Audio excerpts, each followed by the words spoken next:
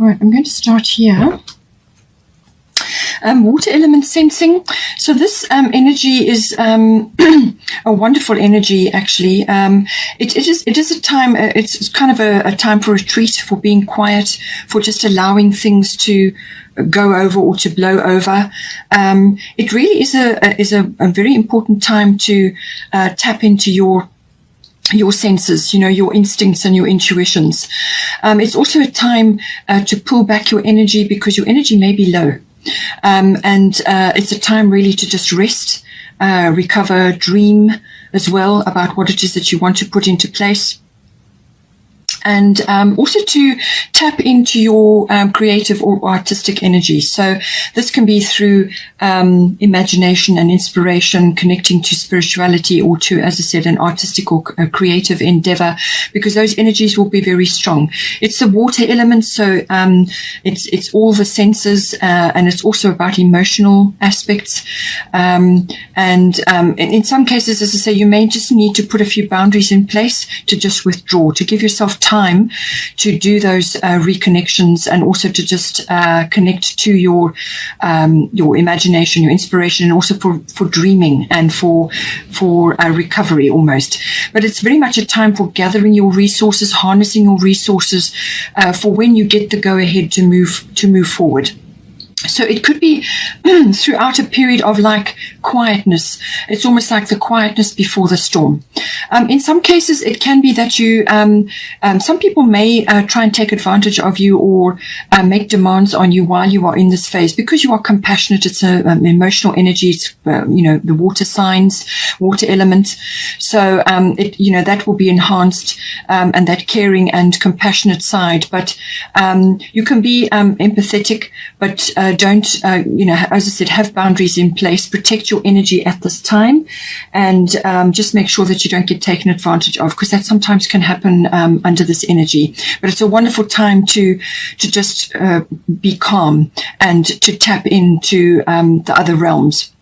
You might find that in here there are other action-oriented energies, because you are an action sign.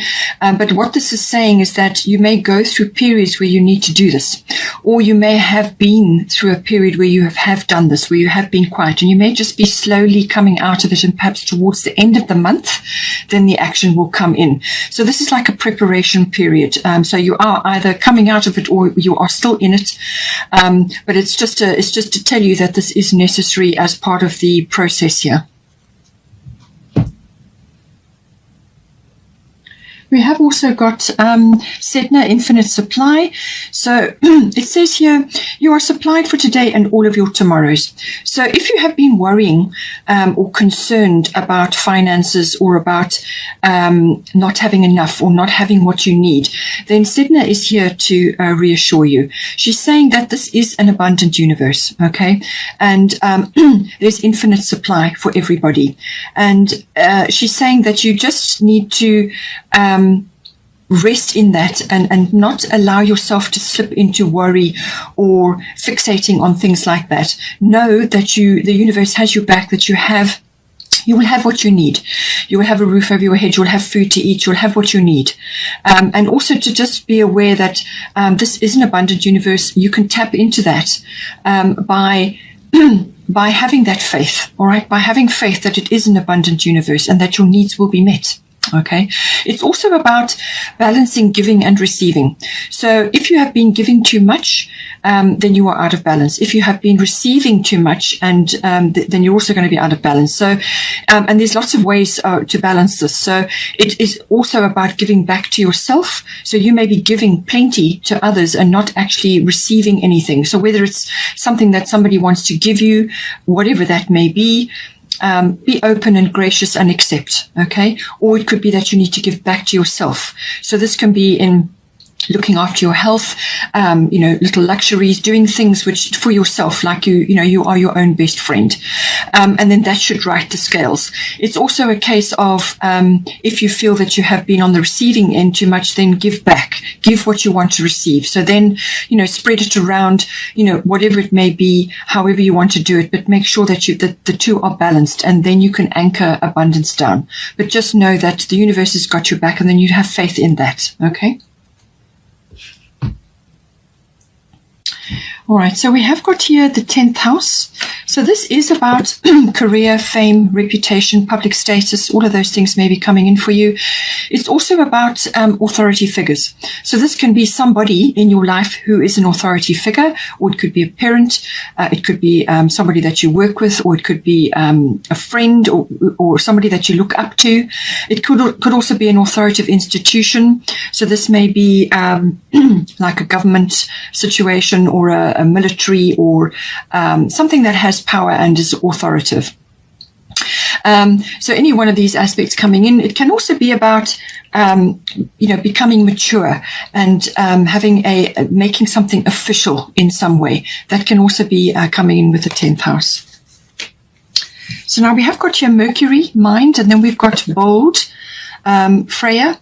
So Friday is named after her, but her energy is this very progressive, very bold energy. She has wings on her helmet, and she has the wisdom of the cat behind her, crystals and so on. So she's really tapping in all round.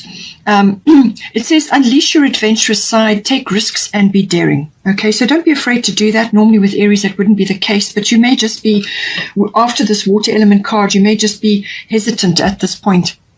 Or you may just be waiting for the right time. Okay. So it's saying, it could be, it's a very flirtatious energy that she emits, but it's also very bold and adventurous. So this is about stepping out, and it could be out of your comfort zone. With that solar eclipse, new moon solar eclipse, it could be that it could push you out of your comfort zone. So it's about stepping out of that and going for it, but also it's a very flirtatious, very, loving yourself energy. Love yourself, and that is what you will project at this time. It could also be that you need to be bold in going after something in this that's coming up for you in the 10th house. You also have Mercury, mind. This could be a number of things coming in for you. It can be saying that bring humor in, okay? Bring humor in to your situation. Don't get overly serious, which sometimes can happen with the 10th house. Have fun, be bold, get out, go and do things, and love your body, love your energy, and, be flirtatious with your energy. So it could be that as well. There could be a lot of communication coming in with the Mercury energy. This is quick wit. This is quick thinking, quick on your feet.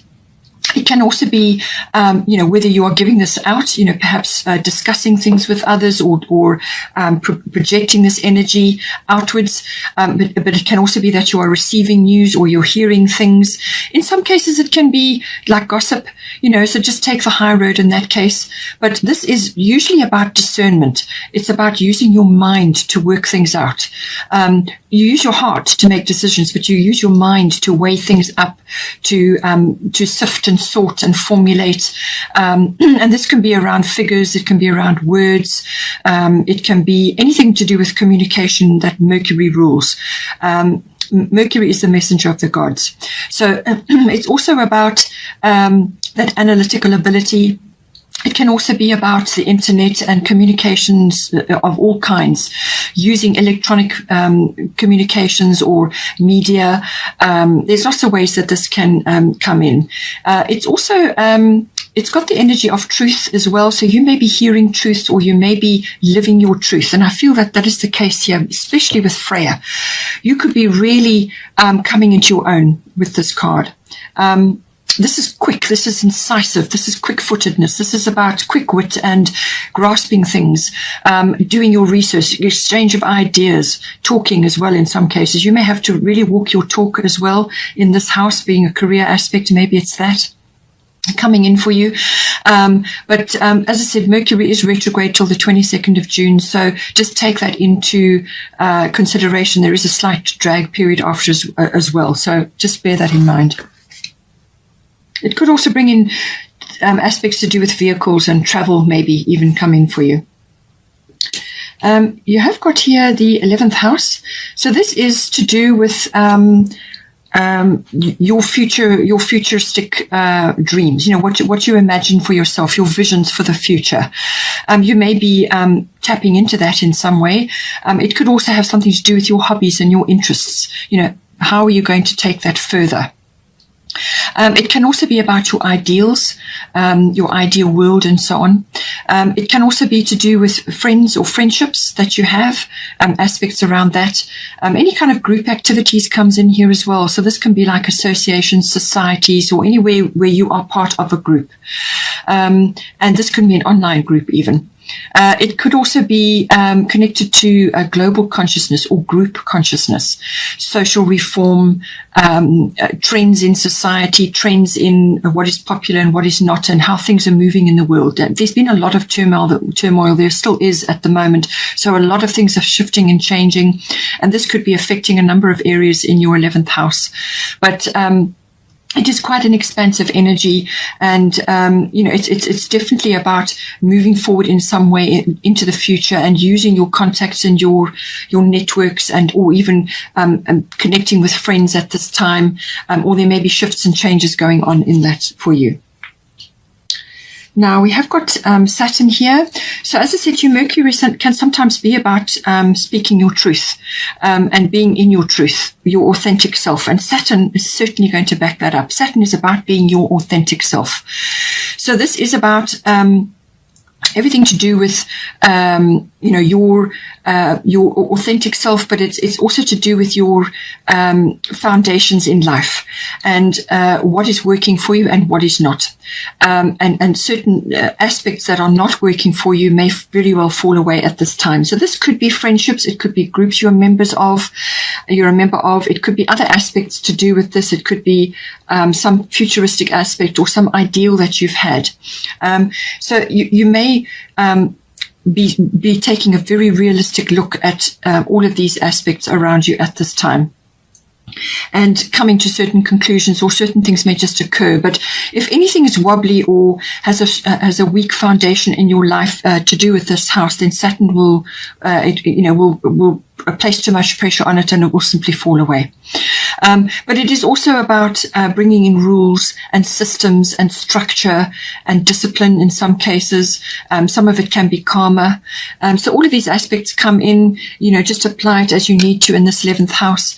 And it can also be around aspects to do with hard work, or putting your shoulder to the wheel, really digging in for the long term. In some cases, it can be that you feel just unappreciated in some way in this house, and you kind of you just get you feel like you've been overlooked, or that you haven't really been appreciated in some way. That can sometimes come in with Saturn. But the wonderful aspect of Saturn is whatever you create under the Saturn energy will be a very strong foundation. It will have very strong roots, and it will stand the test of time. It's a slow-moving energy, but what it does is it forces you to build brick by brick. You also gain a tremendous amount of experience under the Saturn energy, because you have to focus really strongly on what is working, what is not, and moving forward and building a really strong system or foundation or structure for yourself. And sometimes, as I said, it may need austerity measures or cutting away things that just don't work for you. But ultimately, at the end of it, you come out very strong under the Saturn energy.